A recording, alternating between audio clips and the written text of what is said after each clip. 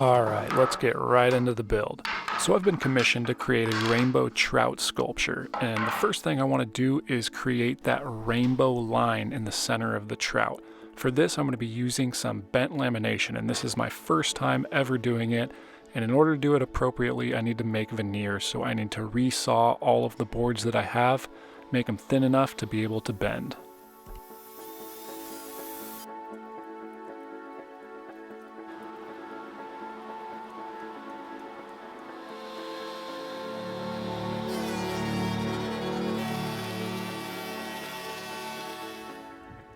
When I got to this piece of zebra wood, I knew I had a potato chip on my hands.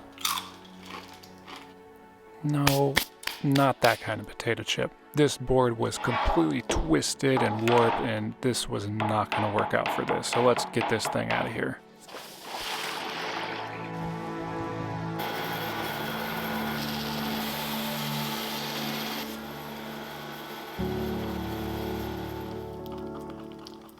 I ended up calling around 15 different hardwood dealers across the country looking for 8-inch wide yellow heart with no luck.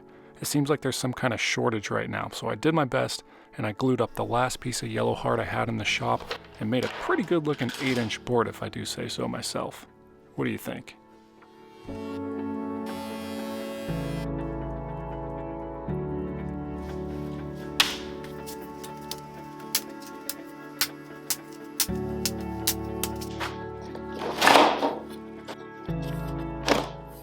Just like that, all my veneers are done. Watching this video, you probably think this only took a couple hours to do. Reality is, I spent 2 full days on this and went through an entire dust collection bag in the process. A real woodworker would have probably done this much quicker, but I'm still learning as I go and I make mistakes all along the way.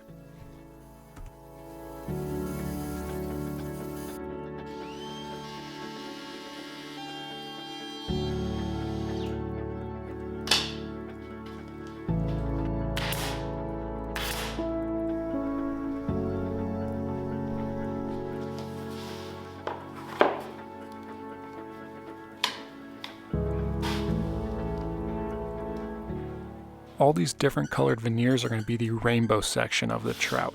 And you could kind of picture it here. This will be the profile view of this sculpture. This is my first time attempting bent lamination, and I want to thank my buddy Alex over at Under the Water Design for lending me his vacuum setup, as well as giving me all the step-by-step instructions on how to do this properly. After talking to the client, we decided to put the curly maple veneer on top. I think that the curls in this piece of wood will really make this sculpture pop. And after already seeing the finished sculpture, because I'm doing this voiceover after the fact, we were absolutely on point with this last minute decision. Just wait until you see it.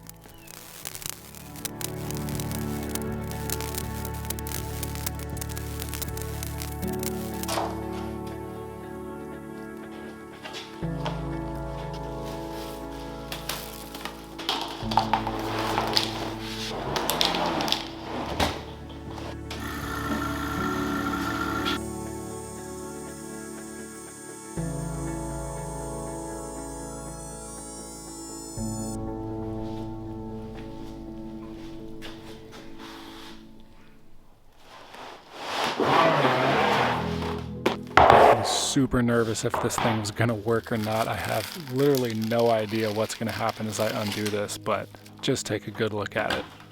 Would you look at this? You know what I mean? Yeah, sure. I mean, just get a look at that. But seriously, just look at this thing. This is so cool. Bent lamination, I kind of want to do all the time now. It's not only easy, but it's just really cool to like bend wood like that. So I have a feeling I might be doing this in the future as well.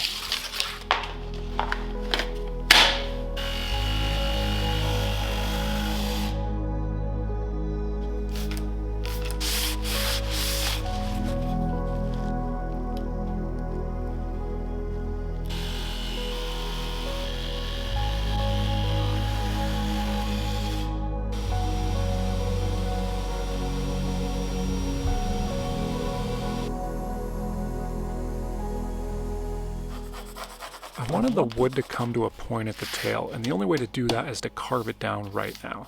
This is really risky because any mistake could mean that the taper is in the wrong place on the fish. I was super nervous to do this, but sometimes you just gotta go for it.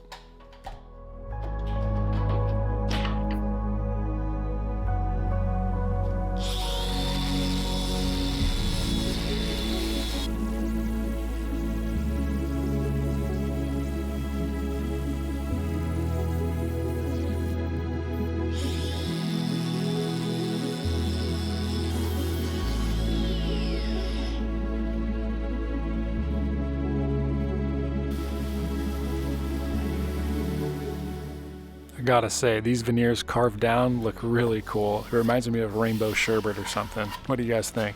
Now that the tail is carved down how I like, it's time to use some Total Boat high performance resin to seal all the wood and make sure that no bubbles will form when I do the main pour.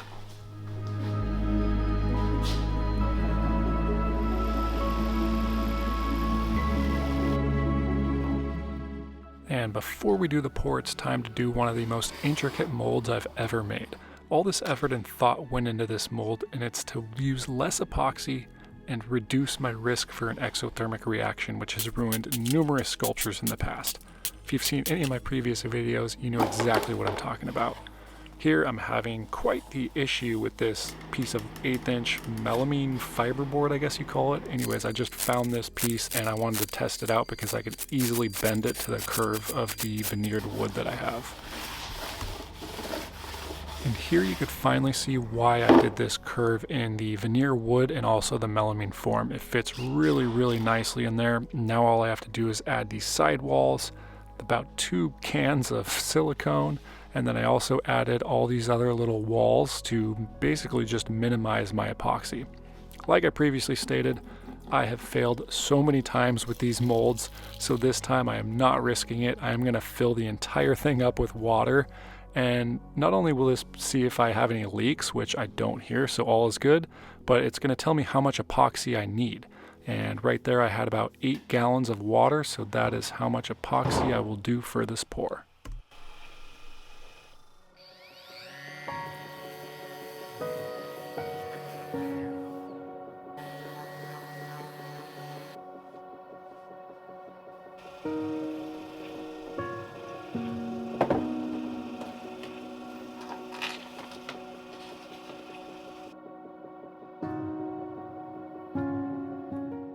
I do a shallow initial pour of epoxy to hold the wood in place, and then it's showtime. I'm using Total Boat Thick Set Fathom, and I keep this in the refrigerator at a temperature of 57 degrees.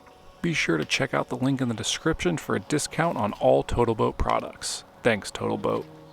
Everything I do is very, very regulated and detailed when it comes to epoxy pouring. I've had way too many failures, and I've learned a lot along the way, so everything is highly regulated. The one thing that's not is I am using some metallic flake for the first time ever.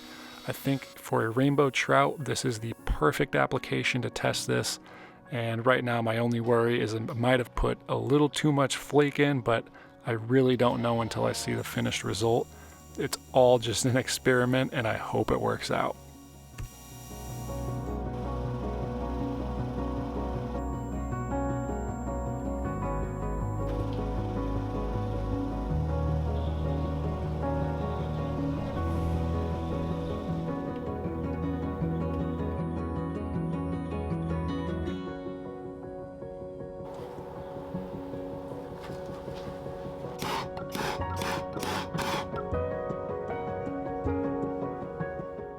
The epoxy is going to take around 5 to 7 days to cure, so in the meantime I asked you guys over on my Instagram page, which is BM Sculptures, what should I do with this beautiful bent laminated offcut?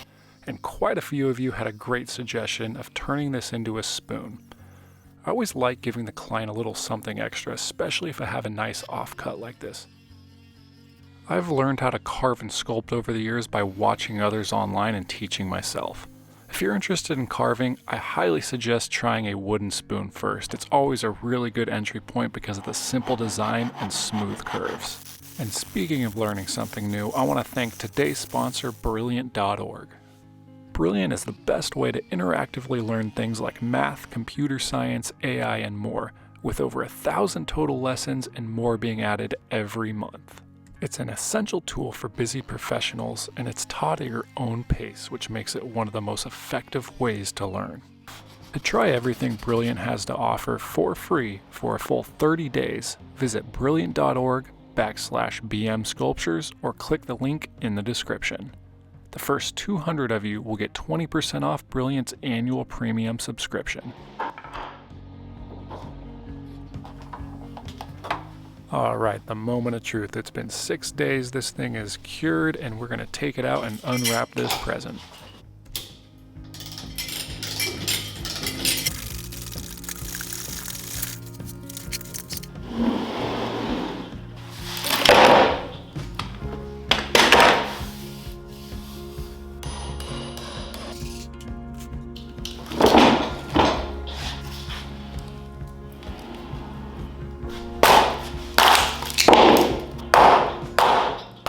check this out. This looks awesome. It looks like this veneered piece of wood is literally floating there in the middle. And look at that curly maple. That curly maple looks stunning on top with just like the tiger stripes really being enhanced by that epoxy.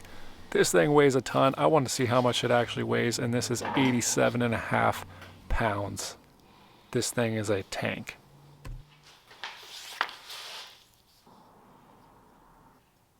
This thing's so cool looking. It's got to be one of my favorite pours to date, and I wanted to trace out the design and bring it outside and get some sunlight shining through and see what this thing looks like in the sun. And in the sun you could really see the metallic flake shimmer, and that's exactly what I wanted, so I hope those stay when I carve this thing down like crazy.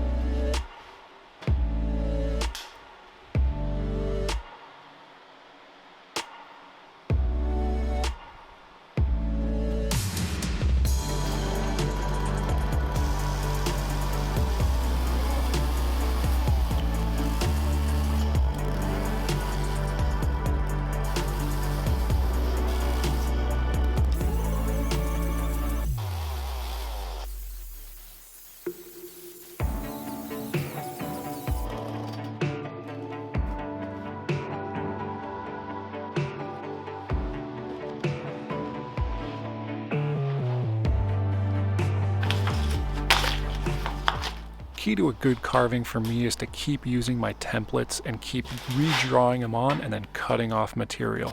I'm always amazed on the sculptors that can just sculpt something from a picture in their head without any template lines. That is definitely not me.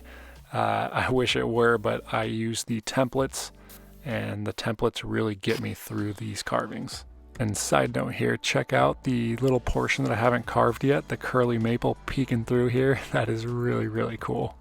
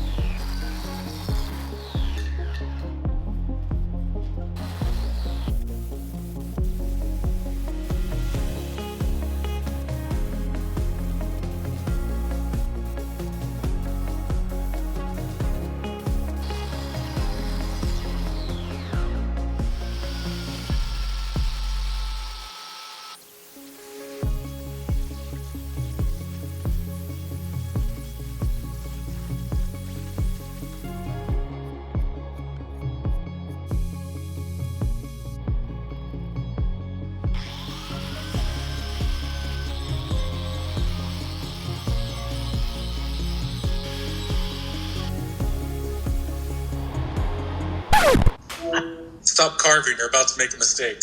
So that's my brother Jason. He's calling to tell me I've made some kind of mistake on my carving. Why do I listen to him? Well, he's a fisheries biologist who gets flown out to some of the most remote places on Earth. He gets to catch and study all different kinds of fish, so I've been sending him reference photos of my carving up until this point. All right, what'd I mess up? Given its size being over 30 inches, the jaw needs to be shaped a little bit differently. And so trout that get that old typically have what's called a kite and a little hook at the front of the jaw. So what about all these pictures when I see really like people holding up really big rainbow trout that don't have the kite? What's up with that? A lot of them are inbred hatchery fish, so fish that are born in a hatchery and then planted or stocked into an area. And so you can always tell those by having really short, kind of blunt faces and lacking that big kite on the front that yours is going to have. All right, thanks for the help, dude. I'll talk to you later. All right, later. All right, let's fix this stubby mouth.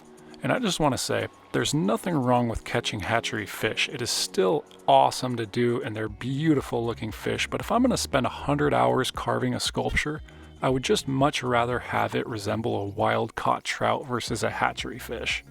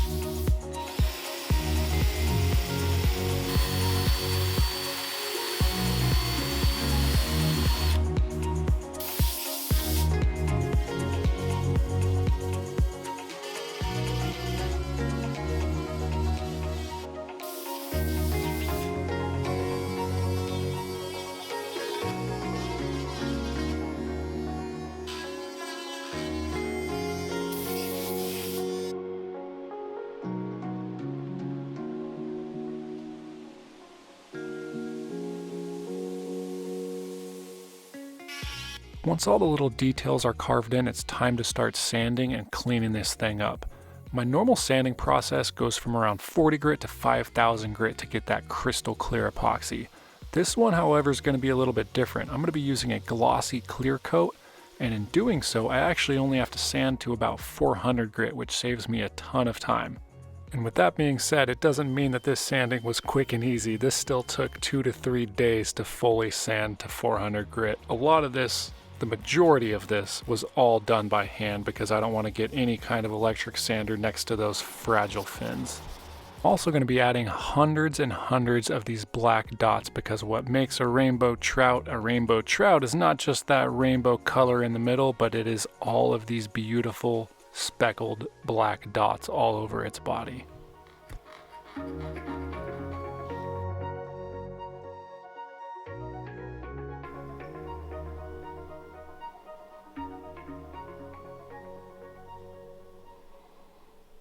Now we're running down the home stretch on this sculpture, and I just want to add another last minute detail, and that is the pupils, and that will just add a little more depth to these eyes and make them a little more realistic looking.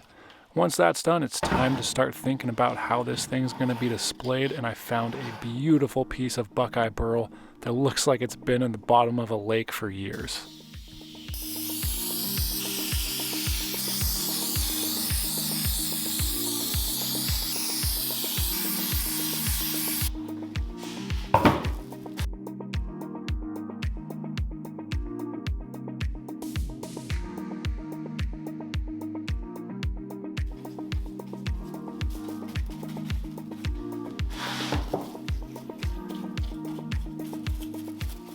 Now that the pedestal is done, it's time to add the clear coat. I'm going to be using Total Boat Halcyon Clear, and this is a glossy finish, and I'm going to do around 4 or 5 coats of this to really build up the gloss. If you like this video so far and you want to stay up to date on all my latest sculptures and creations, be sure to hit that subscription button. All right, I hope you like this sculpture. I am pumped to show you guys the finished sculpture. Check this out.